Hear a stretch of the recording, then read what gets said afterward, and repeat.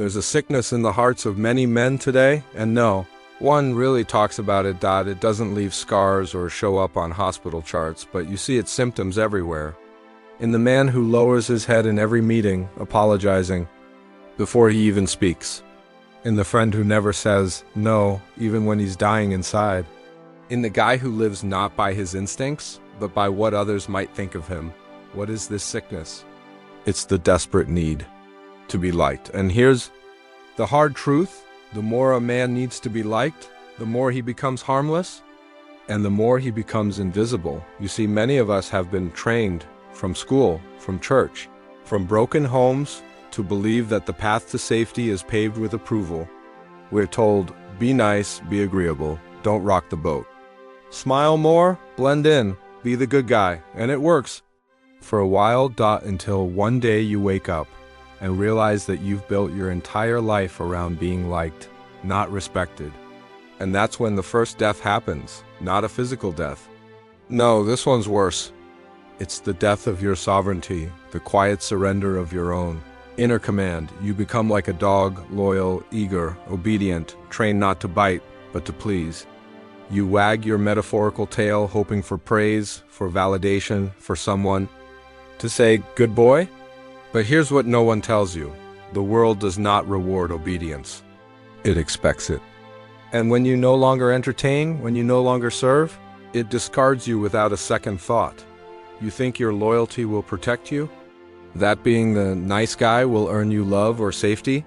Let me ask you this. When was the last time the world truly respected someone who couldn't stand on his own? We mistake affection for protection, but affection fades. Circumstances change. People get bored.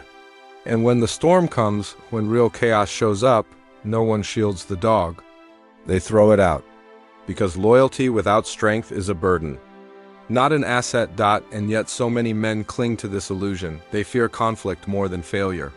They fear rejection more than regret.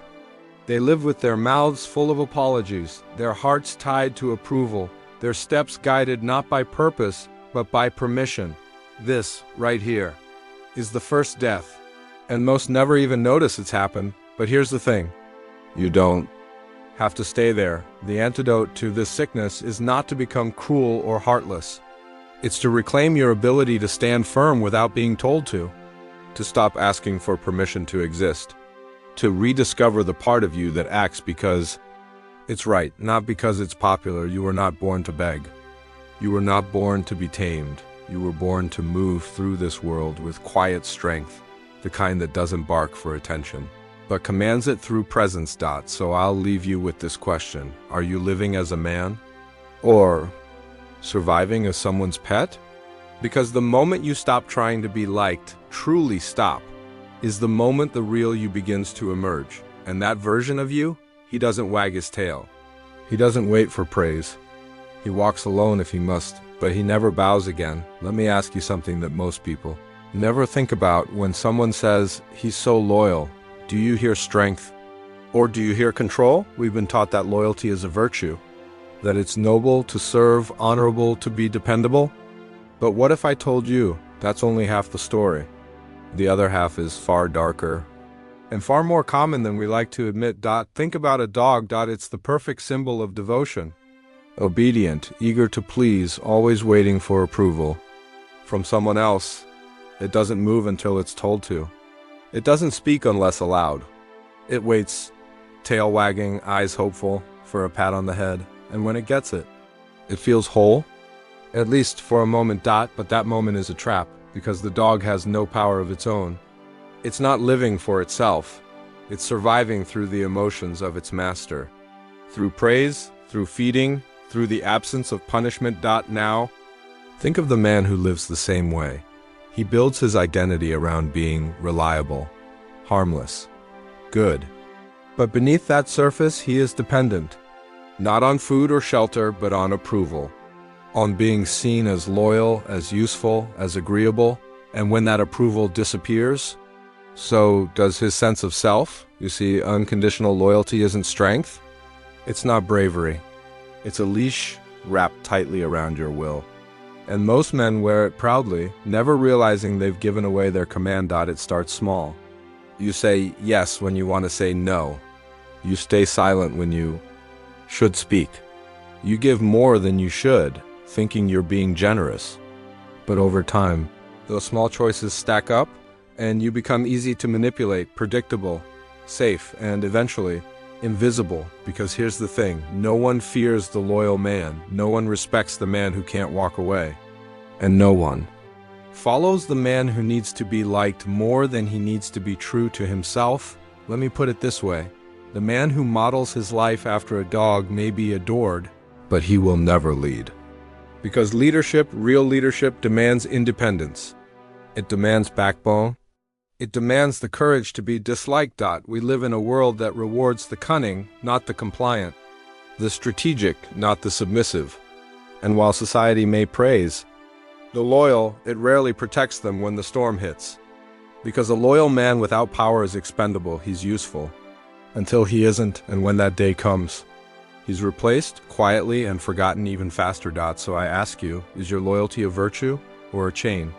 Because there's a dangerous difference between choosing to support someone and needing their approval just to feel worthy. One is power. The other is slavery. This isn't to say loyalty is worthless, but it must be chosen with eyes open. It must be earned, not begged. And it must never cost you your sense of self. So many men today are broken not because they were weak, but because they were trained to believe that being obedient would protect them, that being agreeable would elevate them, that being harmless would make them valuable. But the world doesn't reward harmlessness.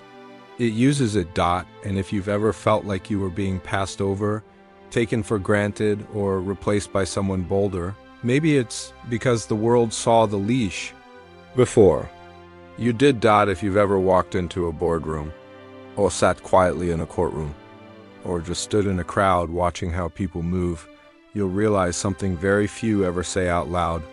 This world is run by predators, not the loud ones, not the ones barking for attention, but the silent ones, cloaked in charm, dressed in elegance, speaking softly with smiles sharper than knives. These are the wolves and lions of the modern world.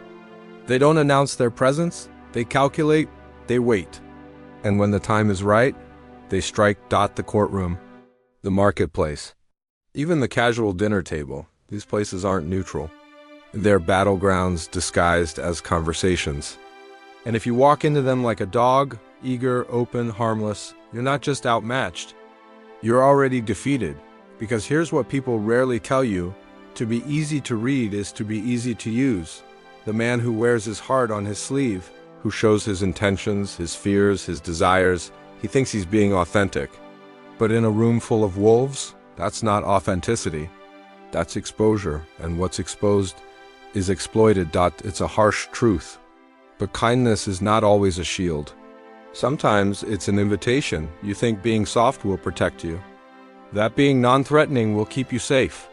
But tell me, when the storm comes, when real conflict shows up, who gets protected? It's not the gentle, it's not the obedient, it's the dangerous. And this is where so many men get it wrong. They think the goal is to be liked, to be a good guy. But power, real power, doesn't come from being liked. It comes from being feared. Not in a cruel way, not in a loud, obnoxious, look at me kind of way, but in the quiet sense of don't mess with that man. The kind of presence that makes people think twice before crossing you, because power isn't about domination. It's about deterrence. A lion doesn't need to roar to be respected. A wolf doesn't need to bark to be obeyed. Their power is understood, not explained. So here's the question I want you to sit with. Are you walking through this world trying to be seen as harmless? Or are you building the kind of strength that makes others reconsider taking advantage of you? You don't need to wear fangs all the time, but you damn sure need to have them when the moment calls for it. The world of wolves and lions doesn't play fair. It doesn't care how kind you are.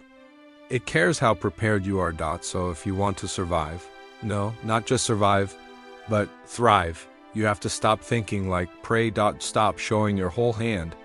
Stop believing that virtue alone will protect you, and start understanding that power respects presence, the presence of a man who can move in silence, Who doesn't need applause to act? Who can smile and still be dangerous? That's the man the world cannot tame. There's something strange about the way society talks about morality. You're told to be loyal, to obey, to be gentle, to be agreeable, and on the surface it sounds noble, even admirable. But look closer and you'll start to see the cracks, because the people preaching these virtues the loudest are often the ones who benefit most from your obedience. You ever notice that? The powerful don't live by the same rules they impose on others. They tell you to be loyal while switching alliances in private. They tell you to sacrifice while protecting their own comfort. They tell you to be silent while speaking behind closed doors, plotting their next move. It's not morality. It's strategy, a well-crafted illusion meant to keep you in line, to make you chain yourself while believing you're doing the right thing. That's the trick. And here's the cruel irony. When you finally grow a backbone, when you finally stand up, when you finally say, enough, you're not seen as strong. You're seen as a threat, just like a dog that bites back after years of being kicked, suddenly becomes dangerous. Not because it's changed, but because it stopped playing along. See, obedience is never rewarded. It's expected. And when you stop obeying, you don't get respect. You get replaced because the game isn't built for the loyal.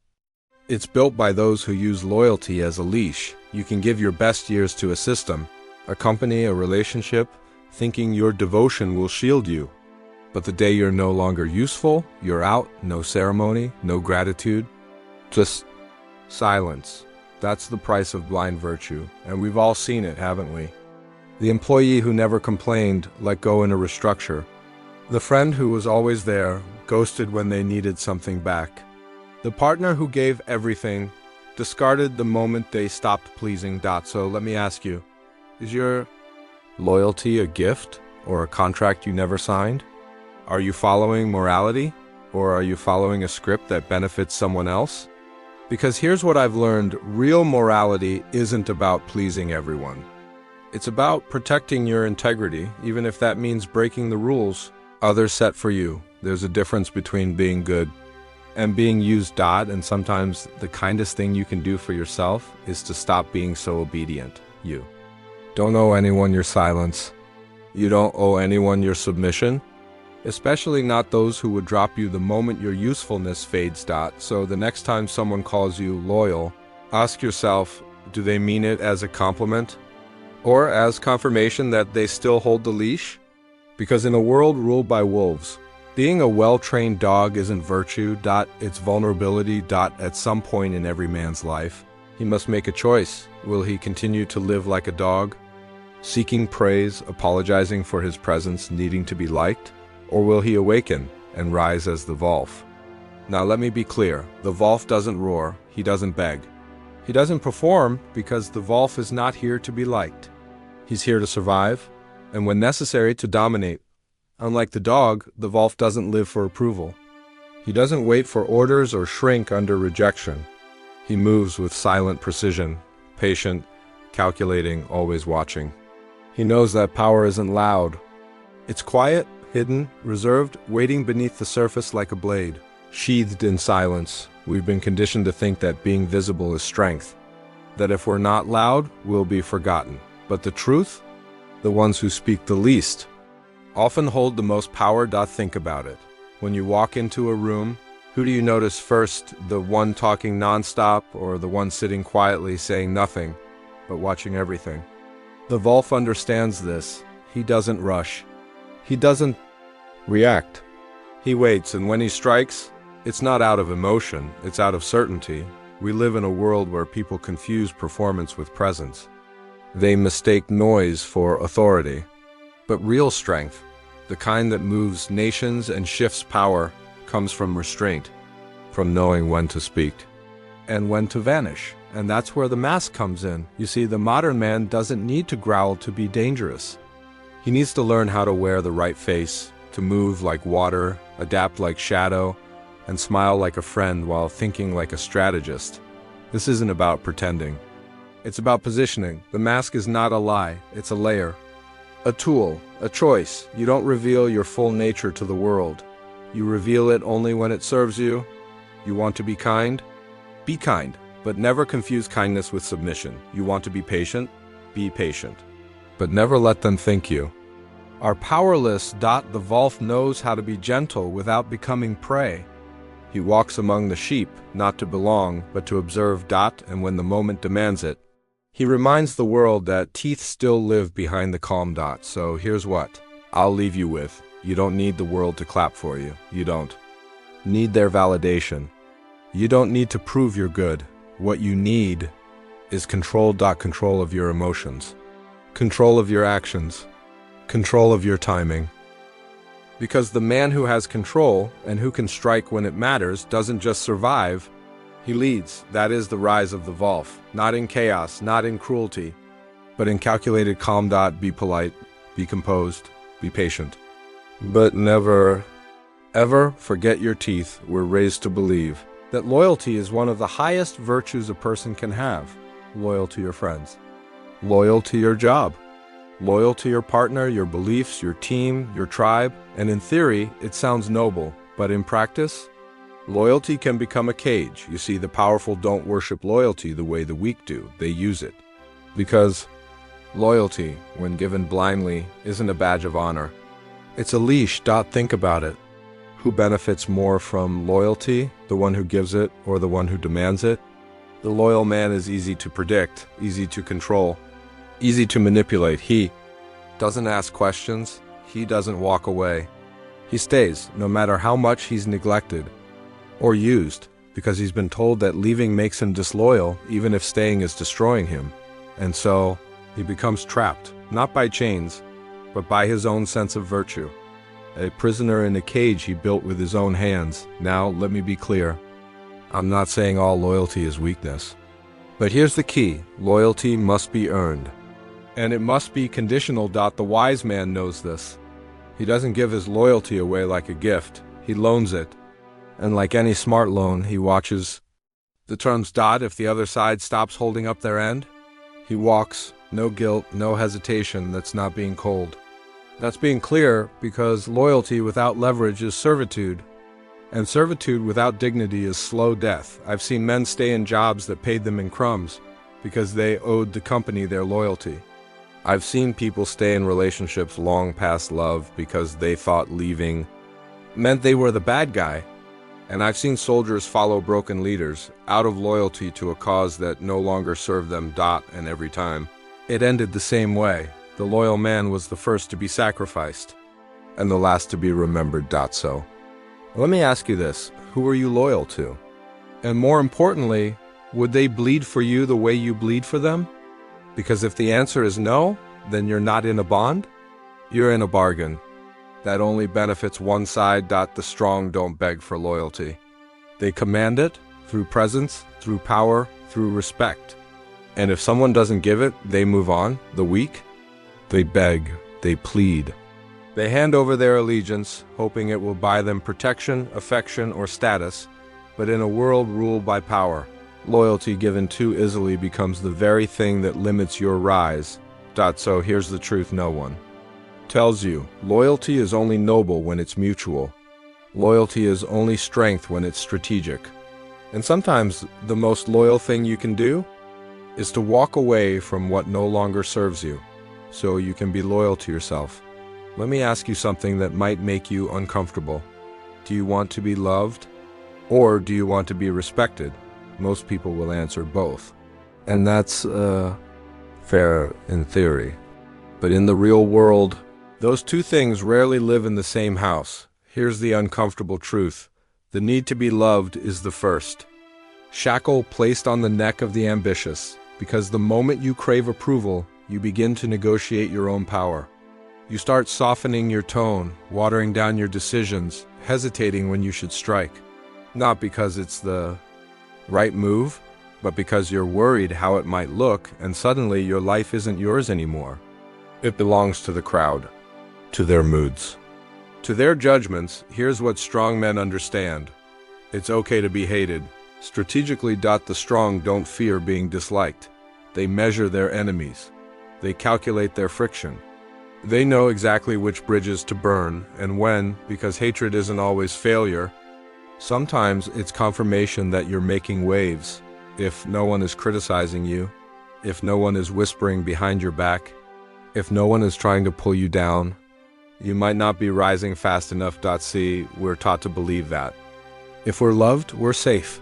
But love fades. People change. Circumstances shift. One mistake, one unpopular decision, and the applause vanishes. But fear? Fear lasts. Fear doesn't care if you're likable.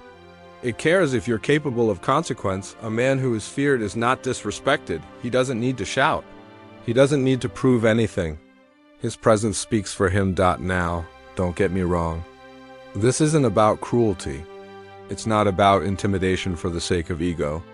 It's about having edge, that subtle, unspoken sense that says, I'm kind, but I'm not harmless.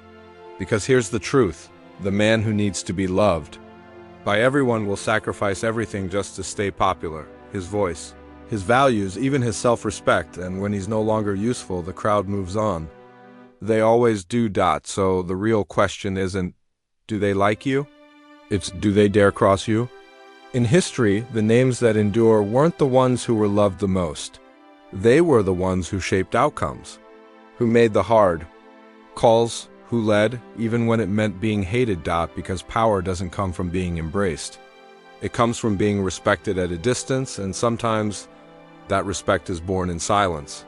Not applause. At some point in every man's journey, there comes a breaking point, a quiet moment, a mirror, a question, am I living for myself, or am I just performing for their approval?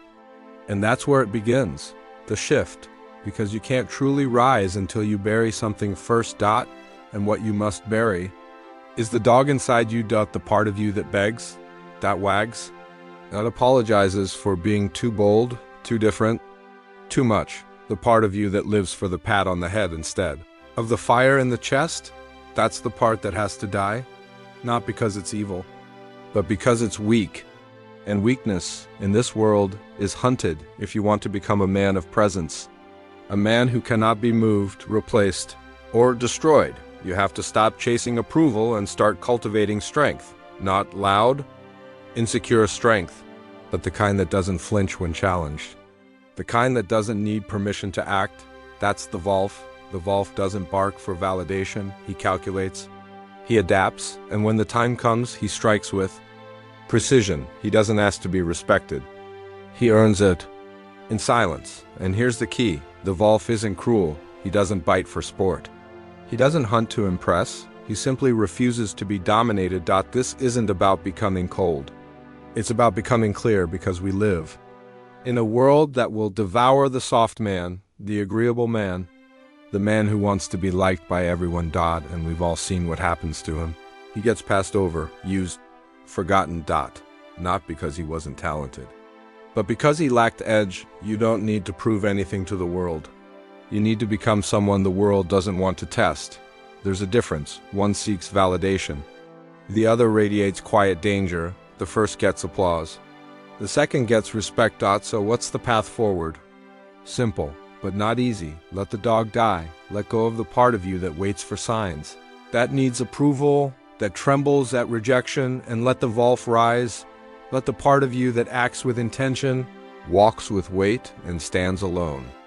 If necessary, take its place. Train your emotions. Sharpen your instincts. Speak less. Watch more. And never move just to be seen. Move only when the move matters. In the end, power isn't about shouting. It's about silence that unsettles the room. Stop asking to be accepted. Start becoming undeniable. Because in a world of noise, distraction, and manipulation, the man who commands without asking is the man no one forgets.